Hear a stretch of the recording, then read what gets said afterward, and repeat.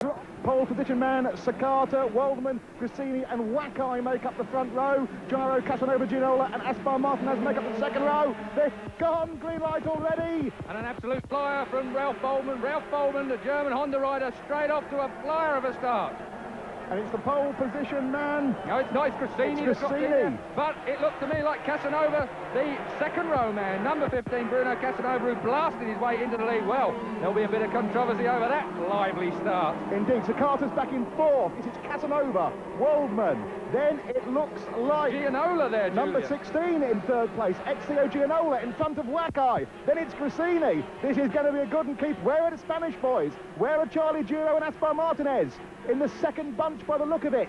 Well, there's one thing that they're not going to be short of, that support here. 250,000 people expected in the gate. They were queuing from 6:30 a.m. this morning, and they're still trying to get in. Gridlock in Jerez, and still there goes Waldman going for the lead. Looks to the inside. The Spanish boys are in fifth and sixth. There it's three abreast, and it's Ezio Gianola. Gianola slips through. Ralph Boldman, current series leader. Casanova is in second place. Gramini's not with us due to a road bike accident, but look at this man Gianola at the front from the second row of the grid. This is hectic stuff. Number 13, Sakata, is back in fifth, fifth now, I think. All good stuff. Dear me, it's classic 1-2-5. Remember how Gianola did last year on the Derby before it broke down? Well, it's going to be hot action here at Jerez. And if you remember back to last year, Ueda won last year's one, and Ueda is improving this year. He's managed to get himself up to 11th on the grid this week. So what can the Japanese manage at this very, very hot pace? Yeah, look for number 5, Nobuo Ueda. But it is the veteran, we have to say, Ezio Gianola at the front from Ralph Boldman, from Bruno Casanova, from number 3, Ralph Boldman. Sorry, Fausto Grassini is second, is the Marlboro bike in second place. Waldman is fourth. Well, Grassini knows his way around here very well. He finished second in last year's Grand Prix. Of course, the track has changed since then. They've taken out one of the Mickey Mouse chicanes. They complete lap 1, and I've not seen a 1-2-5 race get off to this hot pace in many a month. It's Aspar and Wakai dicing for 6th, Keith. Number 13 is in 5th. That is the poleman, Sakata. Then you've got number 6 and number 10, Aspar and Wakai, dicing for the lower leaderboard placings. There they are, just going through your picture. Well, I think I can very safely predict that we are going to have some sandpit excursions going on here, because these guys are really getting their head down early on. Aspar's up to 6th. Nobuo Ueda is 7th, 8th rather, behind Wakai. That's the best we've seen. Yeah, let's confirm it. Gianola, Grassini, Casanova, Waldman, Sakata and Wakai. Although I have to say Aspar is now in front of Wakai, and behind Wakai it looks to me like Nobuo Ueda. Well, I think we're in for another race with captions out of date every minute, and look at that. That is Nobby. The battle for this particular race is outstanding. 1 second covered the first 12 riders on the grid. That'll give you some idea how they qualified, and certainly I think that's going to be emphasised in the actual race. Ueda is now attacking Wakai, just at the back of your picture there, behind Aspar. And Charlie Giro, the hot favourite of the fans at least, is mired in mid-pack. He has the full works Aprilia here, Gramini's bike, and young Charlie, who has been a revelation despite his low positions. He is mid-pack. He's got a lot of work to do, but still, it's that man, Ezio Gianola, one of the most stylish, looking quite desperate there, quite honestly. Yep, there's Aspar going through. Number 27 is after them. That is Julian Morales, another local boy making good. Gianola, 2 laps down last year, ended up in 28th place. Now, he's not going to make that mistake again this year if he can help it, is he? 16 then, Gianola leads. From 2, Fausto Grassini. From 3, Ralph Boldman. Well, Ralph Boldman is obviously, he's got a fair old lead at the moment. 10 points in the lead at the head of the championship at this 4th round. And of course, Casanova is behind him. Bruno Casanova, bike 15. So he's the main challenger to Ralph Boldman, and they're all in it. Certainly Waldman is being slipstreamed extremely closely by that man, the pole position man, Sakata. Well, Sakata, I know you've got some information written down on him. He's crashed out of things twice while leading in the Japanese Grand Prix. So Sakata, I think we're going to see some real fireworks from. He's had 2 pole positions out the 4 races as well, Keith. He's, how shall I put this? Sandpit or rostrum? Well, I think that the front 4 will have plenty of encouragement for getting a bit of a move on, knowing that Sakata is right behind them. You can see their 5th place man, Sakata, very, very quick, driving out to the turn. Lovely shot that, Keith. And is Grassini holding up the pursuers? Because certainly Ezio Gianola has got a break on them, which is the best we've seen from Gianola. Look, Waldman's after him. Waldman looking down the inside, pulls alongside, blasts past. Oh, that would have been, is my memory serves me correctly, a good slipstreaming manoeuvre there from Waldmann. He's always had good drive out of his motorbike. He's always looked quite quick, and certainly then he was able to pull out of the slipstream and dive into second place without too much difficulty. And he knows he's got to reel this break in before Gianola gets out of range. And look, Sakata looking to the inside. Casanova looking for Gresini. Looking at the inside, looking at the outside. Well, let's run him over. And look at Whoa. Casanova. That's a Casanova type trick. He Yes. slides under, takes advantage of that gap that was left there by Fausto Gresini. Well, Gresini's not What a man... gap? What gap? Gresini's not a man short of experience, but certainly our man Casanova didn't really need much of an invitation there, did he? And Fausto goes back and nearly gets his front wheel wiped out from under him. Well... No love lost in this one. And in the meantime, Gianola still blasts away at the front. Well, if he's aware of what's going on behind him. Very wise. Look at Bruno Casanova in third. He gets Waldmann up the inside this time. Got him. Waldmann nearly touched the rear end then of Gianola. That was extremely, extremely precise racing. And Sakata looking at the inside of Gresini there. Fausto Gresini under attack from Sakata, and that is not a word I use lightly when Sakata is... Use it most advisedly, Keith. The perpetrator of many good attacks. What a 1-2-5 opener for today. Oh! Julian falls off his chair in the commentary box. Gianola looking for a way round Casanova looking for a way round Gianola. We'll get it around the right way in stereo in a minute, but Waldmann best placed at the front. But look at this, Sakata 13 there, chewing chunks out the back of Fausto Gresini. And Gresini has fought back from that little bit of a fade, hasn't he? There's Aspar behind Sakata. Number 6, where is he? Come on, Aspar, there you are. Then it's Wackeye. How do you describe fade to me there? I haven't seen fade. I think brain fade. And Fausto Gresini goes through, Casanova goes through. Waldmann's at the front. But Gianola holds them off yet again. But that was a three-man effort to make for second place there. But Gianola, by some kind of luck rather than judgment, managed to hang on to it. Waldmann, number 3, leads number 16, Ezio Gianola, leads number 15, Bruno Casanova, number 2, Fausto Gresini, number 13, Kazuto Sakata, and number 6, Jorge Aspar Martinez. But it could have changed in the distance. It took Julian to say that, and certainly a lot of dust there from somewhere. I didn't quite work out what that was when our race leader tipped into the inside of the turn. There was a lot of dirt came off the inside there, so using a bit of the track they perhaps shouldn't. Gabby Debbia down in the midfield has set the fastest lap. Well, that just emphasises what I was saying earlier. I think we've not finished yet as far as the top 10 are concerned. It's going to change all the way through this race, I'm sure of that. There they are. And that is just about accurate, I'd say, Keith. No, it's not. I think Ueda is in front of Debbia now. I think he is. But it shows you 1.6 seconds cover the top 8 riders, and I should say that's a fairly long estimate as well. 10 there at the back of the... is Wackeye. He's another man that we're a bit worried about in style-wise, but Waldmann still leads from Bruno Casanova, from Fausto Gresini, from number 4, that is Gabby Debbia. Well, Debbia really coming into the frame now. Fastest lap, Keith, and now we know why, don't we? He's got past Gianola, he's got past Sakata, he's got past all those rough boys. Let's have a look at Gabby Debbia's... As Gabby Debbia makes progress, let's have a look at the leaders' career details. Ralph Waldmann, 25, a good European Championship runner, only 7th here last year, 3 Grand Prix wins in his career. And he has been the favourite, Keith, the consistent man this year. Well, of course, he was the leader, but while we were talking about his career profile, Casanova snuck through, and Ralph Waldmann, who wants his 4th Grand Prix win of this year, and really is got an almighty fight on his hands on several fronts. So Casanova leads from Fausto Gresini now, as Fausto Gresini slides through.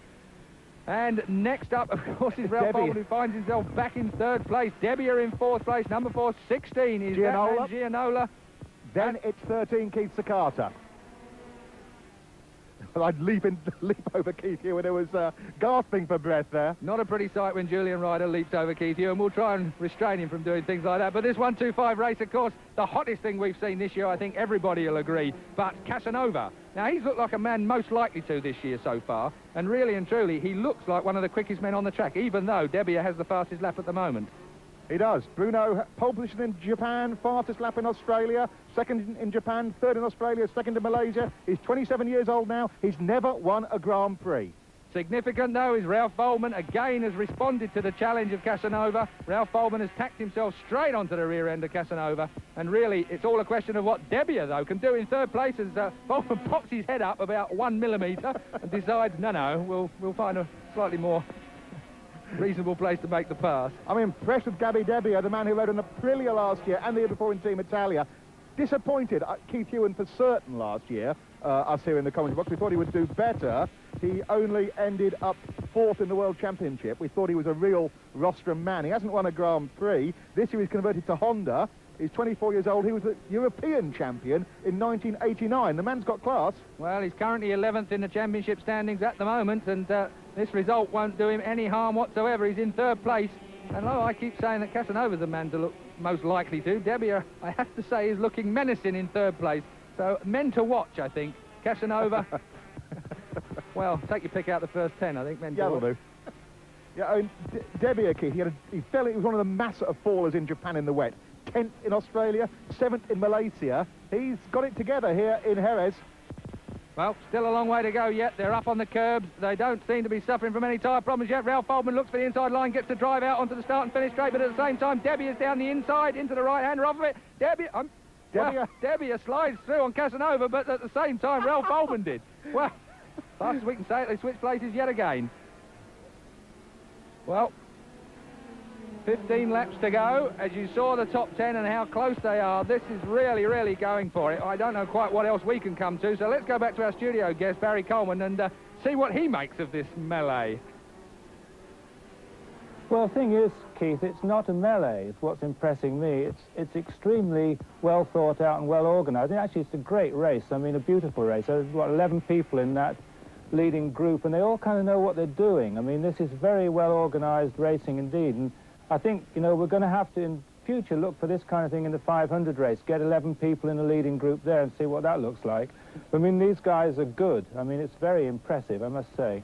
Do you have an insight into who wrote the script for this beautifully scripted race? Well, it'd be nice to know, wouldn't it? It looks like Waldman's writing it now, but I guess some other guys are going to come in with their contributions. But it's good. I mean, it's the kind of racing we want to see, isn't it? In all classes, really. I mean, as I say, they know what they're doing. They're not getting in each other's way. And, of course, most of these leading guys are great mates. I mean, they all sit around giggling together and so on when they're actually on the track. And I think that helps, too. They know each other very well. They like each other. And they've got very similar machinery, that's the point. And actually it's very, relatively speaking, simple machinery, of course, single cylinder. And I bet their cornering speed is not very different from 500s. Well, they may like each other in the paddock, but if we have much more of this tense stuff, they might fall out with a few friendships as the course of the race goes on. But at the front still is Casanova from Boldman. From Debbia. 1-2-5 as we see Casanova in the kitty litter. Well, he got it a bit wrong there, foot down, and that's a great shame indeed because we have 8.5 laps to go, and he certainly was one of the main protagonists. We're going to take another look at this on the brakes. And did they touch? Was he pushed? Ooh. No, he got a bit too much back brake on there, but that looked like a seizure, I have to Keith. say. I was going to say, big black line, it looked like it nipped up on him when he shut the throttle. Certainly did, into the corner, which is very unusual in modern 1-2-5 two-stroke technology. Yeah, he's got a armful of clutch on there, although it's slightly out of focus. He's all over Fausto Gresini, and that, of course, is extremely good as he takes an extremely tight line. Now, can he get the drive? No, he can't, but he's well lined up for the next turn. Well, that will be what Ralph Boldman would like, is Fausto Gresini under severe pressure from the Aprilia man. Oh! One down. Is that Nobby? That looks like Ueda. That looks like... Well, that's fairly graphic signalling there, but he's probably only winded, I have to say. And we got a real battle here as Charlie Giro slips up the inside. So Charlie Giro slips into second place. Boldman still leads, but Fausto Gresini has been ousted backwards. And now he's going to come under attention from number 10, Wakai. And I really wouldn't want that as he rips off another visor as well. Lots of flies down here in Spain. Here comes Charlie again, having a look at number 3. Not this time. Miles too far away from that to make a move on that one. But I think more moving over to the inside of the track. So he shook off Gresini out of his slipstream. And look at this manoeuvre. It was superbly judged as ever. And really, no arguing with that. He only had to make sure that he didn't outbrake himself and leave a gap on the inside for Gresini to nip back through. So Charlie Giro, a very, very well judged manoeuvre as he dives under Ralph Boldman. Boldman left a bit of a gap, and certainly he didn't need an invitation for that. Charlie Giro goes through. Yes! Well, dear me, brilliant stuff from Charlie Giro, really. He did not need more than a millimetre to go through there. Ralph Boldman, composure, I have to say, and didn't crack under pressure. Boldman holds the lead in the end, but Charlie Giro, what are we in for towards the end of this race? Gresini goes back to second, and here come the Japanese. Sakata 10, Sakata 13, Wakai 10, Gresini. Waldman holds him off. Charlie Giro looks for the gap. Then it's Sakata, then it's Wakai. Loads of balking going on, though, there. Fausto Gresini found himself in a load of trouble, and Charlie Giro managed to get that back. But, of course, Sakata is right now on Fausto Gresini's rear end. Not a pretty sight, and certainly not a place that I'd want to be. Waldman leads then from Charlie Giro, from Fausto Gresini, just from Sakata, from Wakai. Charlie Giro, second in the European 125 Championship last year, is second in this Grand Prix. He has not been on a Grand Prix rostrum. Everybody else there has been. Waldman, number 3, leads. 31 Giro, 2 Gresini. 13 is the first of the Japanese, Sakata. Then it's 10, Wakai. The Spanish 125 Grand Prix is between these men. Well, as far as my calculations get it, and I'm usually wrong as far as these things are concerned, I have 1 and a bit laps left to go now, and certainly we're on to the start and finish straight again. Waldman leads from Charlie Giro, from Fausto Gresini, from Sakata, from number 10 Wakai. We are on the last lap. Well, this is where the muck hits the fan. Waldman still leads from Gresini, from Giro, from the manacle Sakata. Or he needs manacle in. Chain him down.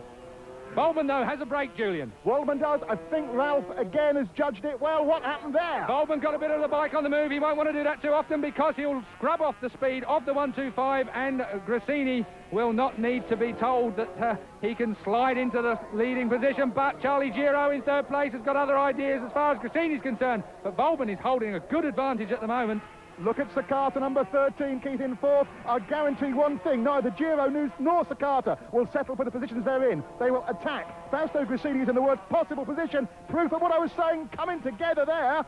That looked like a bit of screen or some rip-off visor that was on the track. That certainly was a bit disconcerting. If that had got under the wheel on a braking point, that would have been a major problem for these riders. Ooh. But Ralph Waldman still holds the lead from Fausto Gresini, just from Charlie Giro. Charlie Giro is under attack from the Japanese. That is a major worry. Physical attack. And Charlie Giro, I said at the start of the season, Keith, he was the one kiddie coming through from European Championship who could cope with the rough and tumble. And he's just shown that he can. Half a lap to go, and the Japanese are going to knock each other sideways in a moment because they really have no love lost at all between them. They came together on that turn, but Waldman, composed as ever, still leads this race from Fausto Gresini, who has regained his breath and he's going to attack Waldman towards the line. Remember, Fausto Gresini had some good braking manoeuvres up his sleeve or somewhere, and look at Giro. Giro is coming under attack from the Japanese as well. Charlie Giro in third place, number 31.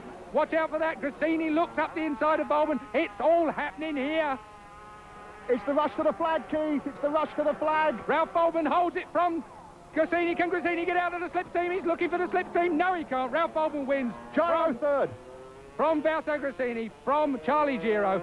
Brilliant stuff indeed. It looked like Sakata. So then, Ralph Waldman holds his hand up to the Spanish crowd. What a superb race. Absolutely outstanding, Julian.